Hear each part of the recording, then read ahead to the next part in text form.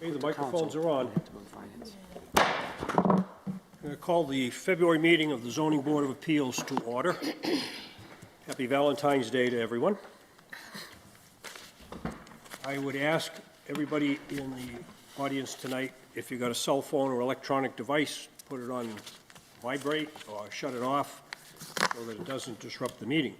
If you need to use your cell phone for any reason, just step out in the hallway, not here in the chamber. I'd also remind everyone that this meeting is being recorded by cable television so that the minutes of the meeting and the actual meeting itself is being recorded. I'll introduce our board members tonight. Members, for the first time in a while, we've had a board of 5 full-time members. So our first member tonight is Steve Lianis. The newest member, who has now moved from a alternate position to full-time position, is Monique Screen-Berry. Welcome aboard, Monique. Fire Chief Brian Nardelli, member James Sweeney, and myself, Chair Kenneth Galligan.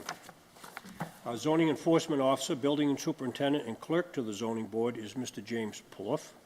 Our recording secretary tonight is Monica Fragazzo. Prior to the start of tonight's hearing, is there anyone that wishes to withdraw from tonight's meeting? Okay, we have no withdrawals. We have 3 cases before us tonight. The procedure will be that when I call the case, the petitioner will come before the board and stand at the podium and present the case to the board. In case of a request for a variance, obviously you need to show a hardship to the board, unique circumstances for your request. When you have completed your presentation to the board, I will ask the board members if they have any questions of the petitioner. Once we have finished that, I will open it up for public discussion.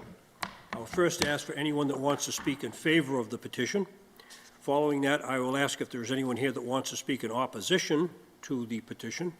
And lastly, I will ask if there are any elected officials in the chamber that want to be heard on the issue. Following that, that would conclude the public hearing. Then I will open it up for discussion between the board members. This is when the board members discuss among us in public their thoughts on the petition that's before us. You will then hear at some point one of the board members make a motion to grant. A second member, if it is seconded, will then be called for a vote. In order for a petition to pass, if the vote is 5 in favor, none in the negative, obviously it will be granted. If there is 4 in the affirmative and 1 in the negative, it will still be granted. If the vote is 3-2, 3 in the favor, 2 in the negative, it will be denied. So the clerk will call the roll call. You'll hear the vote. At the end of the vote, he will tell me what the vote is. Then I will tell the audience what the vote is and whether or not the petition has been granted or denied. So that's how this evening's meeting will go.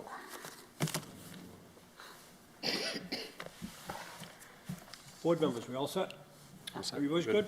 All right. The first case tonight is petition number 2304, the petition of Leondi Polis, 54 Dyer Street, Brockton, Mass., for a variance seeking relief from section 2739 to add an addition to the existing dwelling in an I-1 zone located at 54 Dyer Street. Good evening, Mr. Chairman, members of the board. My name is Attorney Sean Murphy. I'm here representing the owners of this property. We're actually looking for a use variance of this property. This property was built back in the 1920s prior to zoning. Since then, it was always used as a residential property.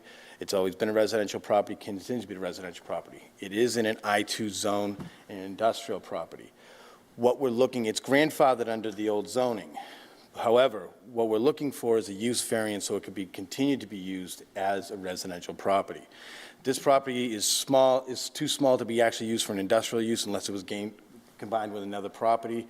And it doesn't make any sense for my client to be tearing down their house where they live in to build a industrial property. That's the hardship. The reason why he's coming before this board is he wants to expand this property. He has family that's come over from Haiti to come live with him, and he wants to put on an addition on the property. He's asking to put on, and I think everybody has plans that were submitted through the zoning. He wants to put on a master bedroom with a master bath and another bedroom. The property will end up being somewhere around 2,000 square feet. It's a little bit more than 50% improvement, so he would lose the grandfather under the old zoning, so he would need the use variance to make this addition. I'd just like to point out that the neighborhood is kind of a mixed neighborhood. It has industrial as well as residential, but there's a lot of residential properties similar to this property on industrial zone lots. Most notably, the property right next door is on the same size lot, and that's a two-family. That property is about 3,100 square feet, which is more than 1,000 square feet bigger than what this property will be after it's improved. The property also backs up to an industrial, it's the Footj Footj Inc. is behind the property. It's an industrial use. He has no butter at the back. Even if he had a butter at the back, he would still be within the setbacks. So all we're just asking for is a use variance.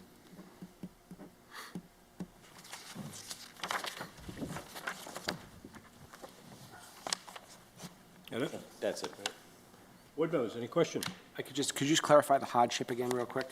The hardship is that its current use is residential, Chief, and if they aren't given if they did this addition, they would lose their residential grandfather, and they have to use it for industrial. It doesn't make sense. The only thing they can use it for is residential. Thank you. When I went by there a few days ago, I noticed some excavating going on in the back. I'm sorry, say again? Some excavating going on in the back there? Okay. There was good evening. I want to wish you guys love and peace and prosperity. This is St. Valentine's Day.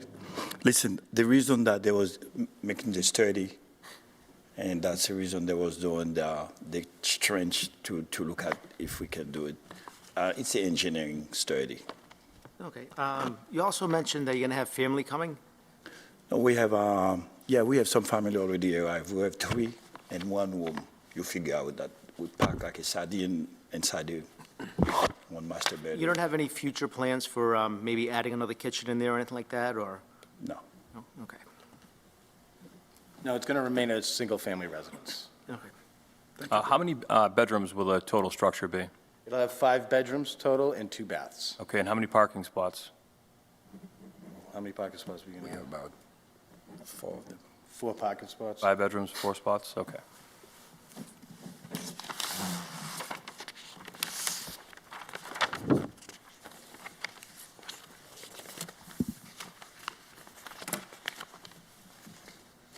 So that was just, it was an engineering study out back, what Mr. Lannis was saying. It's just, they were checking to make sure if this could actually happen, like a checking the soil and stuff, is that what you mean? Yeah, the engineering, everything in the drawing. It just says sturdy, and trying to make sure that we did everything legal and right. Understood. Thank you. Thank you. It's my understanding that all the construction will be off the back and in symmetry with the footprint that's there now. Is that correct? That's correct.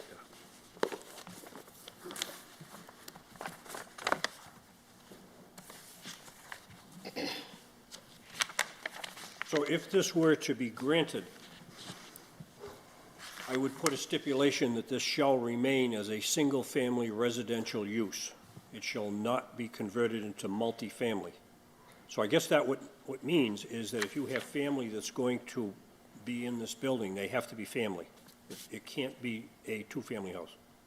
And it looks like from the plans, it would be a single-family. Correct. Correct.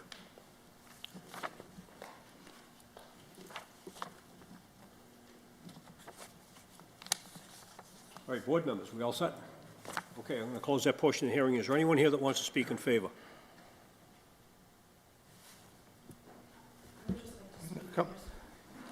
Ma'am, are you in favor? I don't really know if I'm in favor or not, so I'm their next-door neighbor. Okay, can you just identify yourself? Sure, my name is Erin Galvin. I reside at 60 Dyer Street. I just have, I guess, some questions as to what's going. Looking at their house, are you to the right or the left? If you're looking at their house, I'm to the right. To the right. Okay, very good, thank you. So I was not aware that they were going to be adding this addition, which, that's fine, I don't know that they have to notify me. I did find out, due to the excavating happening in the backyard, the entire backyard is now a hole. And it's been that way since probably October. There's been damage done to my property during this excavation, and there hasn't been any safety measures done. I mean, they started to put the pieces in to build the foundation, but nothing has been poured, and there was a stop, and they didn't continue. I'm concerned about the parking. I'm not really sure. I know this gentleman said that there's going to be 4 parking spots. Currently, we only have 2. We have pretty much a shared driveway, front to back, each 2 spots, so I don't know if there's going to be where the additional parking would be. And I was concerned about how big it was. The excavators did come to our property and talk to us and said that they were looking for something that was going to be like triple what they have now. But by listening, it looks like it's double, so that kind of fits in line with what's in the area anyway. But I was concerned about what effect it has on my property. What am I going to be seeing? Will my fence be replaced? That's been torn down now during the excavation. And you guys have touched on the occupancy issues and things like that, so I guess I don't really have any further questions on there, but I just don't know where do we go from here, and what does it actually look like? I mean, I've never seen the plan. I don't know, what the property's going to look like after this. I can answer a couple of questions. One, I'll allow you to answer a couple of those questions, yes. Thank you. So one, it's not going to be double. So if you wanted to see the plans, and we have the plans right here. Take a look Perfect. at it. Great. So it's going to be 800 square feet more. Okay. So it's less, it's not quite double. Okay. So it's bad. As far as the fence, I'm sure my client will do everything in their power to make sure your fence is taken care of or any other stuff like that. They would have to because the building inspector would be all over it. Good to know, thank you. This is my first time, so I don't know. I'm just kind of learning as I go here. So I think that we could definitely work with her to make sure that it was done correctly. Okay, question to the building commissioner. If this is granted and is completed, before they get an occupancy permit, would you address those issues that we heard here tonight? As far as the fence, there would have to be a stipulation by the board. We don't require fences between residential properties. And the other issues would be I'm just concerned about the, what's already been done, the excavation and things that have already happened. I mean, I've taken pictures, everything's I just don't know what happens from here. That would be taken care of once the construction is done. Whatever excavating would have to be site checked anyways. correct. The grading and the excavation would have to be complete prior to certificate of occupancy being issued. Okay, so, and then, I guess now the parking situation. I didn't know that there was going to be 4 parking spots. I just want to know where they would be. I don't know. One thing I can guarantee you, your fence will be done. Sir, if you can speak into the microphone, please. I can appreciate the neighbor. They've been very nice, very kind people. And the fence will be done accordingly. We're going to have the parking area will be done by parking engineering. Everything will be done accordingly. Talking about 4 parking spots, now we have 2 parking. Basically, going to be bigger. We can have 1 or 2. Even the plan and the drawing, we explained that. I get a So bigger would call. it go further back? Because you can't go wide, because then that's my driveway. Yeah, further back, So it would go back into the backyard? yeah. You know, it's not, Okay, so just that we're clear on this, the parking cannot be on the front lawn. The parking has to be shown where it's shown on the north side of the building. You understand that? right. Can I? All right, now, just to the next-door neighbor, what is the situation with the fence? So we have a fence that goes between our 2 properties. And the fence has been there, so I've lived in that house for 15 years, and the fence has been there since I What moved. kind of fence? It's just a picket fence. Okay. But there are, previously, there was a chain link fence there, so there are the metal poles for the chain link that are already lined and cemented into the line. When the excavators were coming in, they tore right through it and tore it all down. So right now, there's a giant pile of dirt in between our two properties. And so that's why I'm concerned about the parking, because right now, if you go straight back from where the parking is now, the hole is there. That'll all be taken care of in the construction. So my question now is going to be towards the petitioner. How are you going to address that situation that she just described with the fence? If we get granted, everything will be done accordingly. We'll be working Oh, with her. I can't say it has to be done accordingly. Is the fence going to be restored? Yeah, So how tall? I mean, are they just replacing for what we had, or is there going to be something different in its place? I think you'd have to replace what was there. Which is fine. I'm just trying to. Okay, what's the agreement? we'll be replacing what's existing there. The You fence. replace what was there. So right now, there was a 3-foot fence. So you're happy if they replace what was there, you're going to be happy? I mean, I would prefer a higher fence if the backyard is going to be now So their you two home. probably can work that out, but what I'm saying is, there's an agreement here tonight that that fence is going to be restored at least to what it was, and it may be better. Perfect, that's fine. Okay, good. Can you just show me where the parking? Mr. Chairman, In the back here. Yes, could I just ask a question of my the of the property? building Yeah. commissioner? hold on. Or you want to wait? Would just go back. Hold on. Just hold on one second. Question from the fire chief to the building inspector. Mr. Commissioner, it sounds like there's more excavation in the backyard than just checking to see if it was suitable for the land. Was this something for, I think, the board's edification, that this project was begun and it was found that they needed a building permit and that's why they're before us? Or I'd like if you have a history on this, I'd be curious. That is correct, Chief. The work was started without a permit prior to, excavation was started prior to a permit. Okay. Was stopped, was advised that they needed a permit. They applied for a permit that was larger than what was allowed, and it's a non-conforming use. So they were told they had to come before the board. Thank you, sir. Okay, very good. All right, so you're all set as the next-door neighbor? So I guess would the hole that's existing now, because that comes up to my fence, if that's going to be a driveway, will that be filled in and then? Oh, yeah. Yeah. It'd be great. I'm just trying to understand. Yeah. Yeah. Okay. We'll be working together to do that. Okay. We're good. Okay, no further questions? You're good? I think I'm good. Okay, thank you very much. Is there anyone else that wants to speak in favor?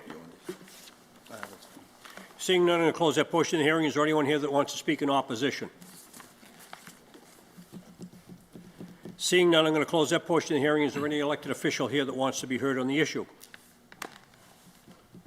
Seeing none, I'm going to close that portion of the hearing. That concludes the public discussion. I'm now going to open it up for discussion among the board members. So, board members, we're looking for a request for a use variance because it's residential expansion within a C2 zone. I don't see an issue with this. I don't see it being detrimental to the neighborhood. And with the stipulation to remain a single family and replacing the fence, I'm okay with this. I would like to, again, I also find it in symmetry with what could be added on there. However, I'd like to see more parking, and I would like to see that fence be at least 6 feet or taller, all the way for the neighbors. Since you've improved your property, the fence needs to be improved too. I would agree. So it's the wish of the board to stipulate a 6-foot fence? Or higher, yes, Minimum 6-foot fence. right.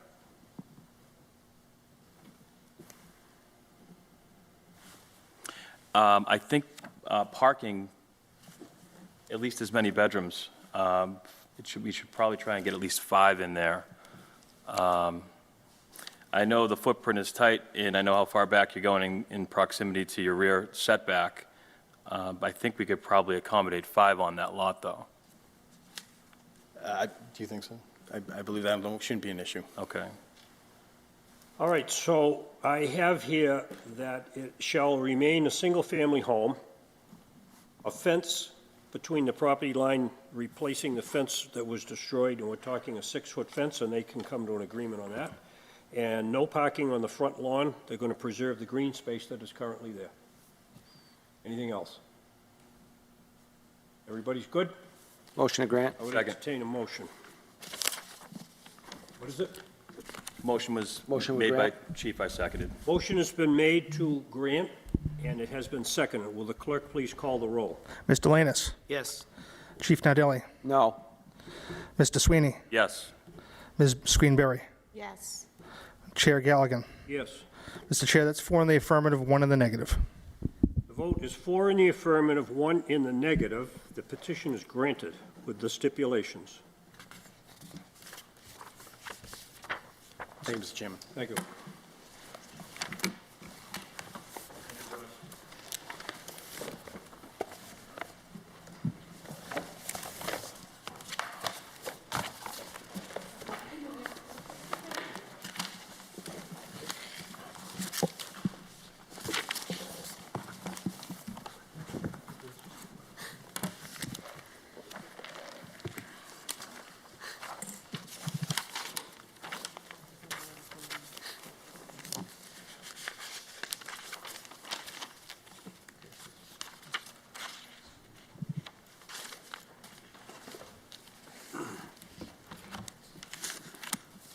The next petition is 2305, the petition of Michael Heichel, care of 1325 Belmont Street, Brockton, Mass., for a variance, seeking relief from Article 3, Section 2729, to construct a two-family residence in a C2 zone located at Plot 231 Pleasant Street.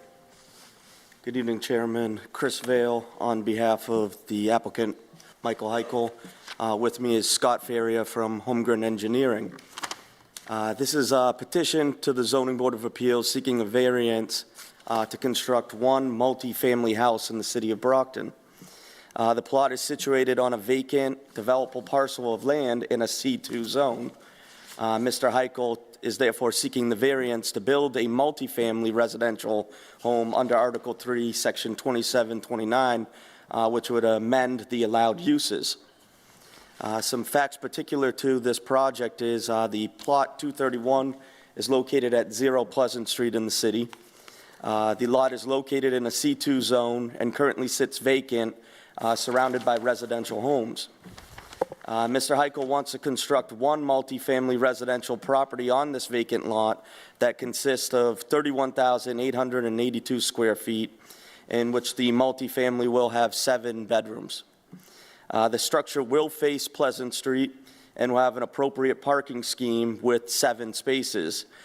This will provide ample parking for 1 spot per each bedroom built. This particular lot is larger in size to the surrounding abutting neighbors. It will have approximately 242.13 feet of frontage and will meet the setback requirements found if it were in a Brockton residential zone. Although Lot 231 is in this C2 zone, the area is primarily used for residential purposes. Constructing a commercial developable property on the site would be unlikely and not in the best interest of the location, especially with the amount of traffic congestion in that area. The property location does have a unique size and shape as shown on the plan, as well as the lot is impacted by the Federal Emergency Management Agency, FEMA, in which it partially lies in the riparian zone. If approved, Mr. Heichel will need and will seek approval from the City of Brockton's Conservation Commission.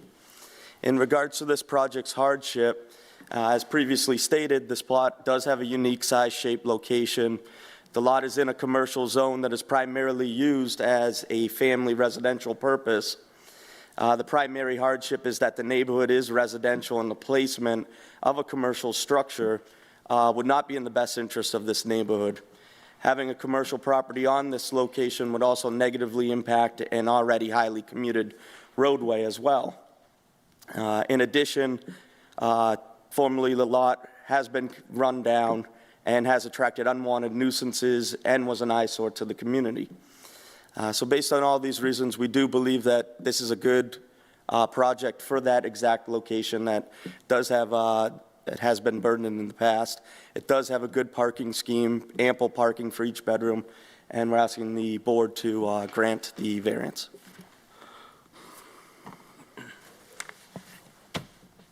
What's that? Yes. Board members, any questions? I want to make a comment on the plans here. This board has mentioned a bunch of times about plans being crammed up like this. It's almost impossible to read, and you have like 3 different plans crammed in here on one 8 by 11 sheet of paper. Is there any, It's in the- in regards to the floor plan? Yes, it's almost impossible to see what you have on here. What it is, it's going to be a multifamily. It will have 7 bedrooms. Mr. Heichel, would you like to? explain? Yes. It'll be, the first floor has 3 bedrooms, and the second floor is a townhouse combination, which has the 4 bedrooms. So it'll be a total of 7 bedrooms, Okay. 2 kitchens, and of course, bathrooms included. Ample And- egress and- There's always egresses, especially with the first floor having. Can't hear you up here. Speak up a little The louder. egress for the first floor unit, there's 2 egresses, the front door there and the back deck with the slider. And then the second floor unit has a front entrance and has a separate entrance on the other side, which is just for that particular unit to come in and out of as far as egress wise. Okay, thank you. This is the same footprint as the one that was around the corner that we saw you guys on, right? Okay, so it's the same layout, okay. Yes. Same layout as Fields Avenue? Yes, sir. Same layout. Just flat 90 degrees, basically. So instead of looking at the long side like you do on Fields, you're looking at the short side, in this case, facing Pleasant Street. All right, that's what my next question was, and I will concur with my fellow board member. We got to have something better than this to read, especially at our age, when we need glasses and all that stuff. Honestly, one of these meetings, we're probably going to say we're going to deny it because we don't have sufficient plans in order to make an informed vote. So I will just publicly state that in the future, we need something more than an 8.5 by 11 piece of paper. All right. With that said, I think what I heard was the house was going to face the street. Yes, sir. Well, the plan shows, what I figured out here from those plans when I got my spyglass out, it looks like the house is going to face towards the river.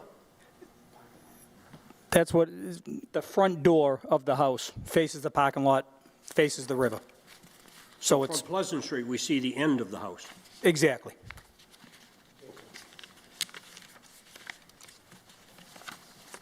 When you came in before, was Lot A and Lot B all one lot? It had been divided, It was divided. yes, So right now, Lot A is a standalone lot. that's correct. And on my plan, it was interesting to see that we had R1C on Prospect Street side and C2 on the Pleasant Street side. It's a split, so the lot is actually split in 2 zones. The back end of it is a tiny portion of R1. Yes. The front end of it is C2, all the way up to the, towards Prospect Street, which we're not utilizing at all. Right, so the Prospect Street side is R1C, Okay, so it is a split zone lot. correct.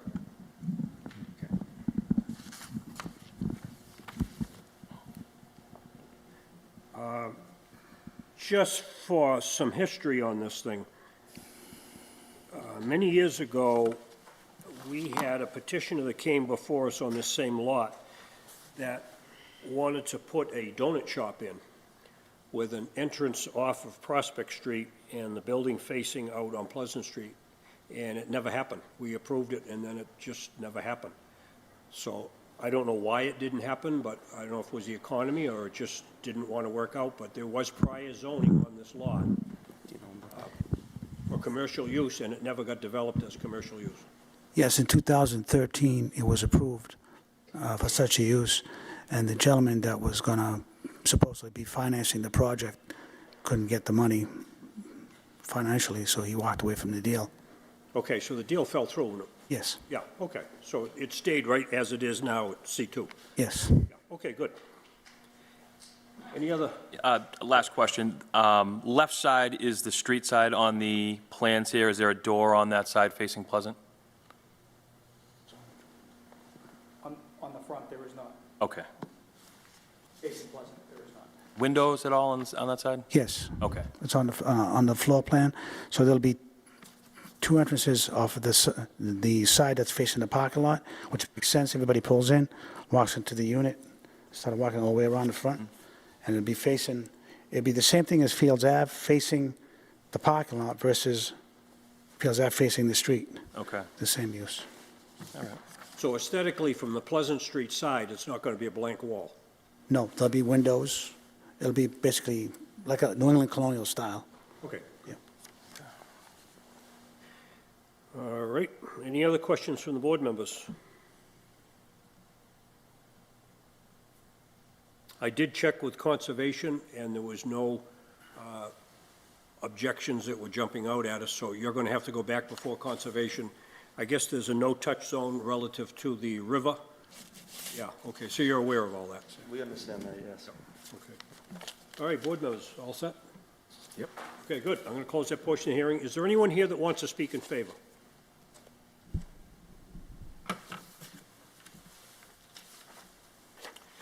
I have a letter that has, I'll read it now, has come to the board from Councilor Tom Minicillo. Please accept this letter of support regarding the petition of Michael Heichel and his request for a variance seeking relief from Article 3, Section 27-9 to construct a two-family residence in a C2 zone located at Plot 231 Pleasant Street. My reasons in support are: two families are consistent with the character of the neighborhood. A two-family residence will generate less traffic. The pitch has earned the reputation of being a responsible builder. For these reasons, I lend my support to this request for relief. That's from Councilor Manicillo. All right, anyone else that wants to speak in favor? Seeing none, I'm going to close that portion of the hearing. Is there anyone here that wants to speak in opposition? Seeing none, I'm going to close that portion of the hearing. Is there any elected official that wants to be heard on the issue? And we just heard from Councilor Minicillo. Seeing none, I'm going to close that portion of the hearing. That concludes the public discussion on the issue. I'll now open it up to the board members. Board members. I think Mr.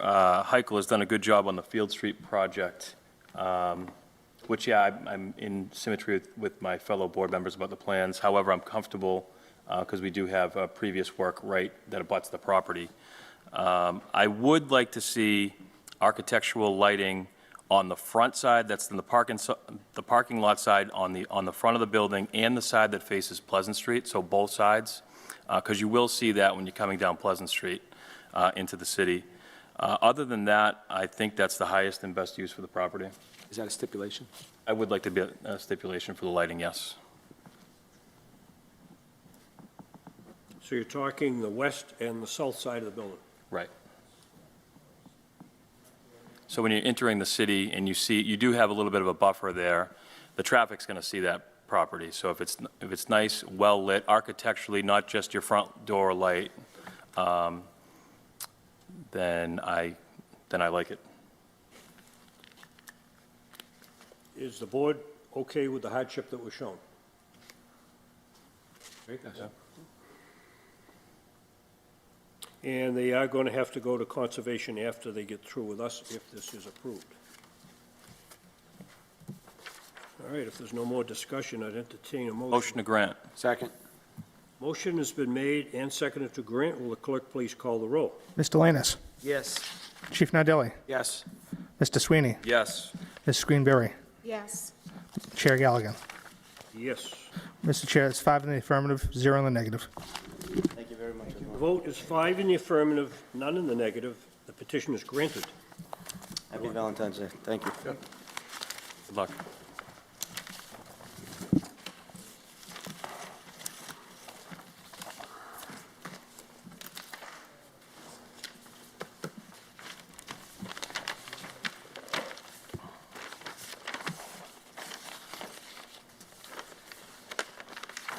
So Attorney Chris, before you leave the room, will you pass the word in the future, try to get some better plans to us? I absolutely will. I'll make sure. Good, you can pass that word for us. Thank you. Thank you.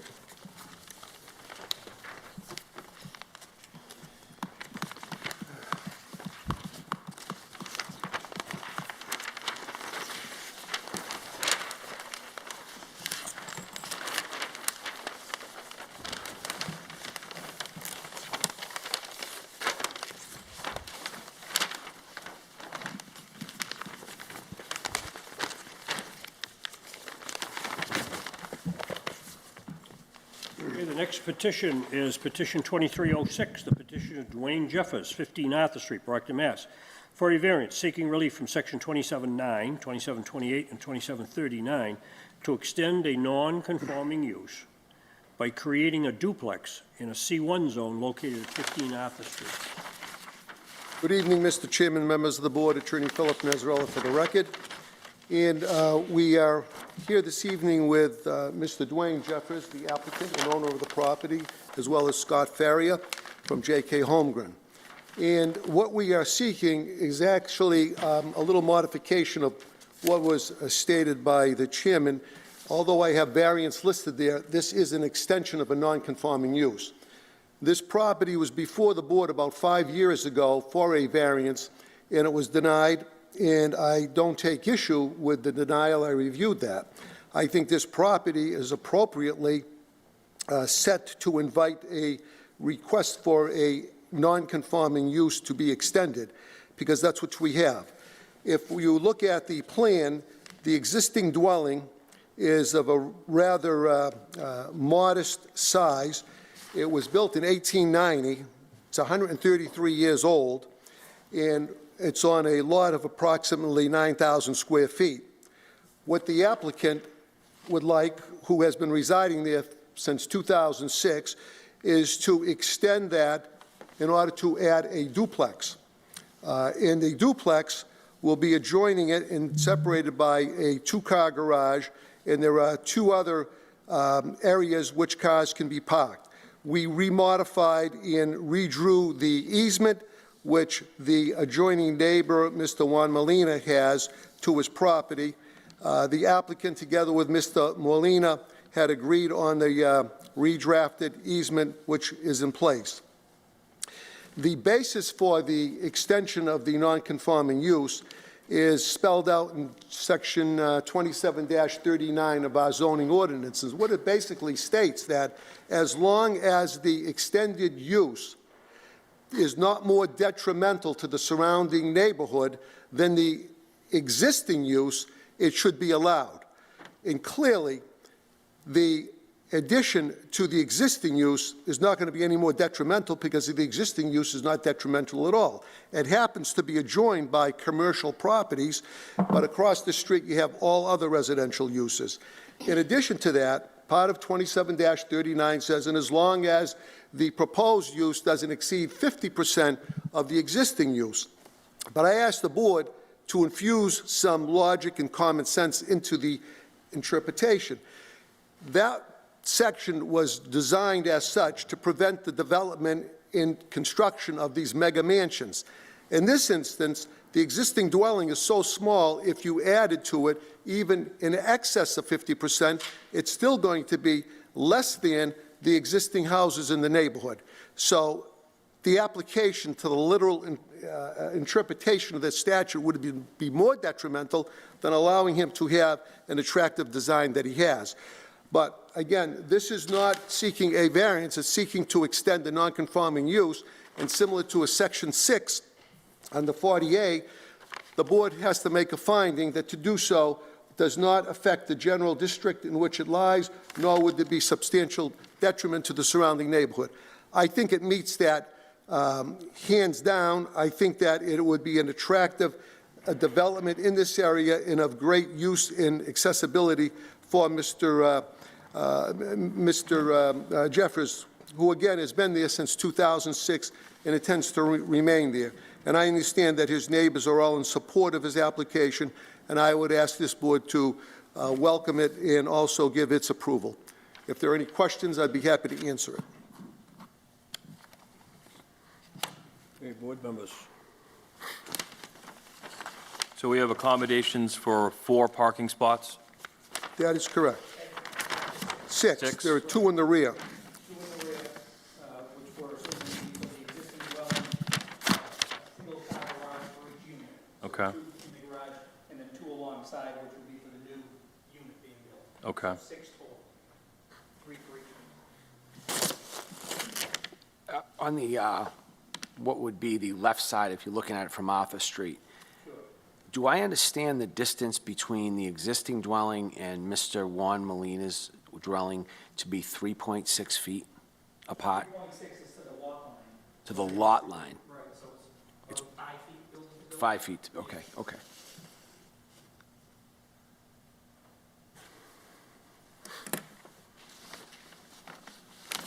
What's the square footage of the proposed?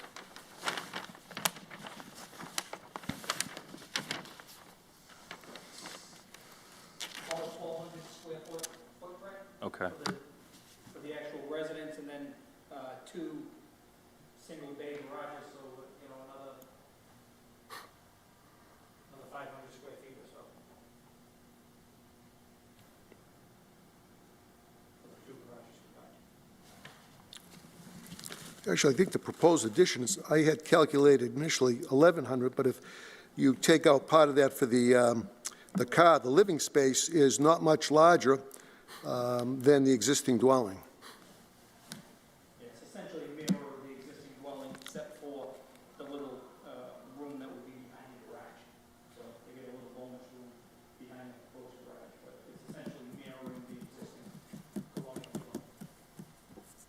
So if we're considering the square footage of the addition, I believe we have to include the garage area. That's all part of the new building. We can't separate out the garage. It's all part of it. I don't disagree with that. I was just pointing out with the okay. different uses, but I agree with that. So right now, the existing house is 20 by 40. I measured that out with my little ruler, and it comes out to about 800 square feet. The proposed addition is almost 1,500 square feet. So the proposed addition is almost twice the size of the existing house. Under 2739, it says an expansion of a nonconforming use, which this is shall not at any time exceed 50% during its lifetime.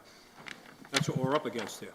Well, and I agree with that, and that's why I pointed out in my presentation that an 800 square foot house is extremely small, because it's 133 years old, which probably at that time would have been normal. But to look in today's, I don't think you can find many in Brockton, even now in the old industrial working neighborhoods, there are 800 square feet. Hence the reason why I added in the variance as a secondary support to the primary reliefs being the extension of the nonconforming use. So again, in my opening, I said if we infuse some logic and common sense with the statutory language, it all but begs out to allow that type of expansion, because to expand beyond 800 square feet, less than 50%, that doesn't really offer you too much. And if you look at it in the whole, how would that structure, even in its expanded sense, be detrimental to the surrounding neighborhood? You can look at the lots across the street, which are as large, and the homes there, if you've driven by, are much larger than what we're proposing now. Those are single families. Correct. This is a two-family. But if you're looking at dimension-wise, it still comes out 6 or a half dozen. So the other issue here on this two-family is the square footage of the lot that it's going to sit on. Right now, it is C2, and I guess you don't really have to consider that, but if this was a residential lot, we would have to consider that. I agree. And being a C2, actually, we don't even have to consider any of these sideline setback requirements that are normally within the R3 or R1 district. That's correct. Right. So in this case here, the whole building, when it's built out, looks like it's going to be 2,285 square feet, the original house plus the addition. That's approximately correct. Right, so you're going from an 800-foot house to 2,285, and we're up against 2739 that says that 800 square foot house, the original one, can be expanded by 400 square feet for a total of 1,200. So if that existing house was expanded to 2739, you could have a 1,200 square foot house. You're asking this board to approve a 2,285 foot square house. That's what I read. That's correct. And what the board would be doing as a net result was allowing that structure to expand by way of a duplex to similar-sized structures within the neighborhood. Whether they are single-family homes or not, it still brings it up to average size in the area, because confining him to an 800 square foot house is really boxing the owner occupant in very tightly, but the expansion, he could not either build a new house or expand by way of a duplex unless he did it in that form. I think it's clearly fitting within the neighborhood, fitting within the lot, allows the access egress, allows the parking. There are far more components and characteristics of this expansion that would be attractive and comport with the spirit of the law as well as the letter of the law. But if you look as literal enforcement of the 27-39, your point is well taken. But the net result, I think, counteracts what the idea of zoning is, development in an orderly way where you don't derogate from the intent of the ordinance or have any detrimental effect to the neighborhood. This does not. So your argument is relative to the extent of the non-conforming of that piece of property? Well, that's one of them. All right, you're showing, what is the hardship on this then? If you're asking also for a hardship, the fact that you're constrained by 2739, is that the hardship? Well, that's the hardship. And in addition, if I wanted to stretch it out, if the owner wanted to do anything else with that house that exists from 1890 to, and I think anybody who's tried to transform or reconstruct an existing house as opposed to knocking it down and rebuilding it, the financial costs are overwhelming. This would be far less expensive and more cost-effective to allow this type of expansion to a duplex than him trying to wiggle around architecturally how he can have, more to his property. Again, Mr. Chairman, I think the common sense items are overwhelming that call for a favorable view of this application. Can you explain what this right-of-way is that's on that property? Well, there was a right-of-way that existed prior, allowing access of the adjoining owner, the commercial property, to get to his property, because you see, he doesn't have much frontage there or way of an access. So that always existed. I'm not sure how far back it went, but predating my involvement, the owner had submitted to me an easement agreement that he, and it's recorded at the Registry of Deeds that they entered into, allowing access into the adjoining owner's C1 location from Mr. Jeffers' property. That's number 17. Correct. So you're telling the board that there is a recorded right-of-way allowing the people of number 17 to go across this proposed plot 58 to get to the backyard of their property? That's correct.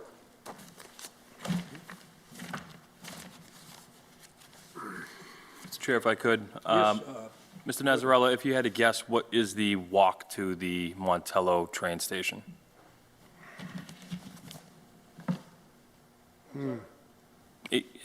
Anybody on that, I guess? To the Montello? We're right on the, to the closest train station. How far away? You know? 10 minutes? Okay. It's pretty close, right? Right, okay. Yeah. If it's me or 15 him, minutes. makes a difference. All right, we'll say it's him. I'll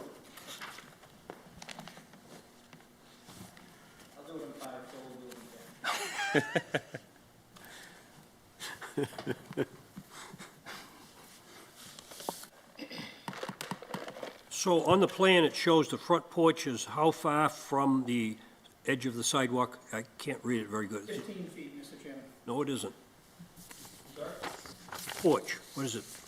8.8 or 3.8? Sorry, it's 15 to the house. That's correct. Yep, 8.8 to the porch. 8.8. Yes, and Is that in conformance with other houses on that street? yes, the house directly next door, number 17, is about 2 feet from the sidewalk. So most of those houses are uptight to the sidewalk. So where this sits on a C1 property, there's an awful lot of leeway of what can be done as far as setbacks and everything else on this piece of property. Actually, there is no rule, unless it was going to be a C1. We're trying to put a residential on a C1 using C1 dimensions. That's what we're doing. think that the dimensions we came up with were matching what's there currently. Yeah, I realize that, but I'm just saying that, Rear yard, the side yard, go back to the residential. right, so if this was a residential piece of property, we would be looking at variances from setbacks and all that stuff. Correct. But right now, where it's a commercial, we can, the petitioner can pretty much do what they want to do if we grant it. Correct. Well, he's going to exactly do what's on the plan that's Oh, I know allowed. that, I know, I know that. All right, board members, any other questions? Everybody's good? We'll close that portion of the hearing. Is there anyone here that wants to speak in favor? Well, you can come up now if you'd like. Go ahead. Just give your name to the clerk. Can I speak in there? Yeah. Hello, everyone. For those that don't know me, my name is Jeffrey Lopes. I actually own 128 and 120 Ames Street lots. The 128 is the project that we're doing right now, me and my father, and then the 120 is the parking lot. So there's a couple concerns I do have about what Mr. Jeffries is trying to do. Number one is obviously parking. My business is going to be, it's a restaurant, so I fear that maybe people may come and park in my lot and then taken away from people actually coming into the business. That's the first thing. The second thing, I don't know if you guys have been in that area or familiar with that exact area in Brockton. I don't see the square footage that he's needed to get what he's trying to do. Like, it's kind of like, I think there's a lot of other constraints here that need to be looked at. This is the first time I've even seen the plans as well, too. I haven't seen them before as well. So, yeah, again, just a couple of concerns. Because I know that when I was going into my process, when I went to zoning, Mr. Jeffries also joined as well, too. And one of his concerns was the lot of his size. And he wanted to purchase some land for me to build, his property on his land, and I told him no, because obviously I need all the space I can for my parking, for my business, because that also has to affect my occupancy as well, too, for my building. So, again, those are my concerns right now, is the parking and the space that he has to do all this. Okay, very Because good. as you know, there's like setbacks and other constraints as well, too. And again, I'm just trying to wrap my head around that little small lot where he has space to do all this. Okay, very good, thank you. Yep. Is there anyone else that wants to speak in favor? Seeing none, I'm going to close that portion of the hearing. Is there anyone that wants to speak in opposition? Seeing none, I'm going to close that portion of the hearing. Is there any elected official in the chamber that would like to be heard on this issue? Seeing none, I'm going to close that portion of the hearing. That concludes the public discussion portion of the hearing. I'll now open it up for discussion among the board members. Board members. I think it's a decent project. I think the parking is ample considering how close it is to the train station. And if you're going to add space, you want to add it in this city closer to the T-stops. And this one is. So with that, I think it's not too far of a reach. I agree. I think when you look at it, you're just concerned about how tight it is. I understand the whole thing with the zone it is actually in, though, so it kind of changes the effect of what we're voting on. It's not residential, so that's about it. I think one of the things we've got to consider is, as the petitioner mentioned, it's conformance with what's in the neighborhood. So the decision will have to rely on, is it the non-conforming, is it going to be more non-conforming than what it is now? That's one of the things that we got to consider. And the fact that it is a C1, the usual boundaries that are associated with residential buildings put on residential plots really doesn't come into play on this thing because it's all commercial. So, Motion to grant. Second?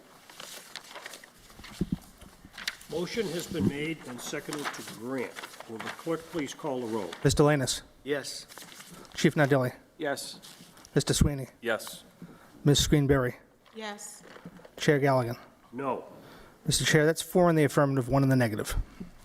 The vote is 4 in the affirmative, 1 in the negative. The petition is granted. Thank you.